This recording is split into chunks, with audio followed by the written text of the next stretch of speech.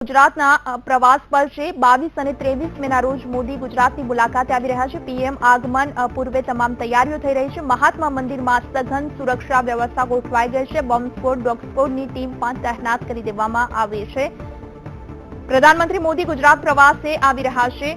SPG, NSG કમાન્ડોને પણ તૈનાત કરવામાં આવ્યા છે। મોદી પ્રવાસને લઈ લોખંડી સુરક્ષા વ્યવસ્થા ગોઠવવામાં આવી છે। અમદાવાદ અને ભચાઉમાં પીએમનું ભવ્ય સ્વાગત કરવામાં આવશે। ભાજપ દ્વારા તડામાર તૈયારીઓ શરૂ કરી દેવામાં આવી છે। ભચાઉમાં પીએમને આવકારવા શહેરને રોશનીથી સુશોભિત કરાયું છે। અમદાવાદ એરપોર્ટ પર વિશાળ હોર્ડિંગ્સ લગાવાયા છે। હોર્ડિંગ્સમાં કેન્દ્ર સરકારના 1000 દિવસની સિદ્ધિઓનું વર્ણન કરાયું છે। મોદી 22 મે કંડલામાં કરોડોના કામોનું લોકાર્પણ અને ખાતમુહૂર્ત કરશે। મોદી ભચાઉમાં નર્મદા નીરના વધામણા કરશે। કચ્છના વિવિધ શહેરોમાં સફાઈ અભિયાન શરૂ કરાયું છે। ભાજપ યુવા મોરચા દ્વારા વિવિધ કાર્યક્રમોનું આયોજન કરાયું છે। અમદાવાદ એરપોર્ટ પર વિવિધ સમાજના આગેવાનો સ્વાગત કરશે। કચ્છના લોધેશ્વરમાં 151 ગૌમાતાનું પૂજન કરાશે।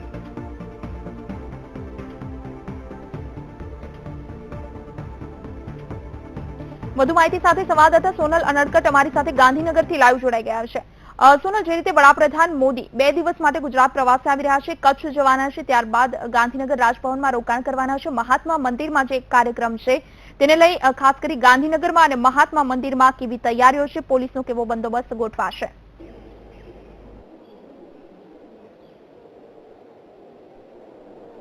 મનીષા, આફ્રિકન ડેવલપમેન્ટ બેંકના જે વાર્ષિક બેઠક મહાત્મા મંદિર ખાતે યોજાવા જઈ રહી છે, આ કાર્યક્રમ જે છે તે 22 થી 26 મે દરમિયાન અત્યારે મહાત્મા મંદિર ખાતે યોજાવાનો છે। અને આપ જોઈ શકો છો કે અમે અત્યારે મહાત્મા મંદિર ખાતે છીએ।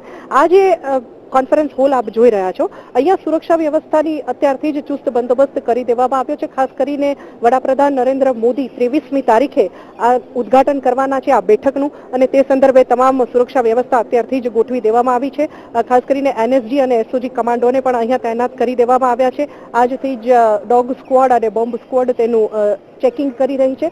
તમામ મહાત્મા મંદિરના તમામ સ્થળો જે છે એક કોન્ફરન્સ હોલથી માંડીને મુખ્ય કાર્યક્રમ હોલ કે જ્યાં વડાપ્રધાન નરેન્દ્ર મોદી ઉદ્ઘાટન કરવાના છે આ સમિટનું, તે હોલ ખાતે પણ આજે ચેકિંગ કરવામાં આવી રહ્યું છે। સુરક્ષા વ્યવસ્થા ચુસ્ત બનાવવામાં આવી છે। અને આજે મહાત્મા મંદિર એક સૈનિક છાવણીમાં ફેરવાઈ ગયું છે તેમ કહેવામાં પણ જરા પણ અતિશયોક્તિ નથી, કારણ કે વહેલી સવારથી જ અહીંયા કમાન્ડો, એનએસજી અને એસઓજી જે કમાન્ડો છે તેઓ અહીંયા પહોંચી ગયા છે અને તેમણે અહીંયા ચેકિંગ શરૂ કરી દીધું છે। બોમ્બ સ્ક્વોડ, ડોગ સ્ક્વોડ પણ તેની કામગીરી કરી રહી છે।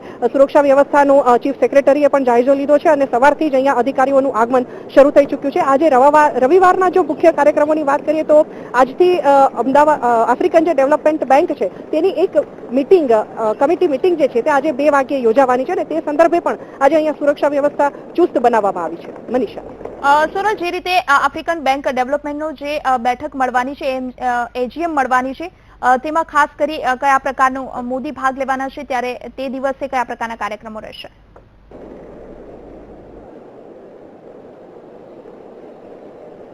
મનીષા, આજે સમગ્ર કાર્યક્રમ છે, બેઠક છે, તે પ્રથમ વખત ભારત યજમાની કરી રહ્યું છે। આફ્રિકન ડેવલપમેન્ટ બેંકના ઇતિહાસમાં સૌ પ્રથમ વખત એવો અવસર આવ્યો છે કે જેમાં યજમાન તરીકે ભારત અહીંયા આવ્યું હોય અને તેઓ અહીંયા બેઠક કરી રહ્યા હોય। આફ્રિકન ડેવલપમેન્ટ બેંકના લગભગ 81 જેટલા દેશો તેના સભ્યો છે અને તે 81 દેશોના સભ્યો પૈકી 300 જેટલા ડેલિગેટ્સ અહીંયા ભાગ લેવા માટે આવશે। અને ખાસ કરીને 23મી તારીખે આ બેઠક યોજાવાની છે અને વડાપ્રધાન નરેન્દ્ર મોદી સવારે 9 વાગે મેઇન હોલમાં તેનું ઉદ્ઘાટન કરવાના છે અને તે સંદર્ભે પણ આજે ચુસ્ત સુરક્ષા વ્યવસ્થા ગોઠવવામાં આવી છે। ખાસ કરીને આ બેઠકની જો વાત કરવામાં આવે તો બેઠક દરમિયાન એગ્રીકલ્ચરના થીમ પર, ટ્રાન્સફોર્મિંગ એગ્રીકલ્ચર વેલ્થ ઇન આફ્રિકાના થીમ ઉપર આજ બેઠક છે તે યોજાવા જઈ રહી છે। અને આફ્રિકા સાથે અને ભારતની વચ્ચે જે સહયોગ મુખ્યત્વે જે વિષયો પર થવાનો છે તેમાં ઈ ગવર્નન્સ, આરોગ્ય, ઔદ્યોગિકરણ અને કૃષિ ક્ષેત્રે મુખ્યત્વે સહકાર સધાય તેવી એક અપેક્ષા સેવાઈ રહી છે। બિલકુલ સોનલ, આપનો આભાર માહિતી આપવા માટે।